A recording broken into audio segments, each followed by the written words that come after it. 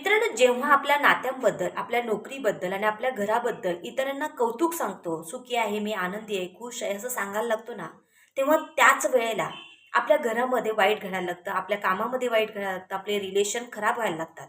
कारण की त्या लोकांची आपल्या नात्यावर, घरावर आणि आपल्या नोकरीवर दृष्ट लागते.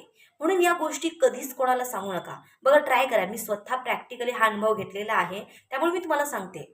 जेव्हा ह्या गोष्टी आपण खरोखर मनापासून सांगायला जातो ना दुसऱ्यांना, तेव्हा दुसऱ्या त्या तिसऱ्या दिवशी घरामध्ये काही ना काहीतरी वाद, संकट यायला लागतात.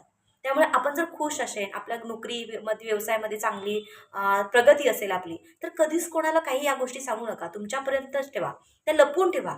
कधीच उघडकीस आणू नका, की असं चाललंय, तसं चाललंय वगैरे सांगायचं नाही. त्या लोकांची खरोखर दृष्ट लागते आणि ते मनापासून कधीच आपला आशीर्वाद देत नाहीत किंवा आपलं कौतुक करत नाहीत.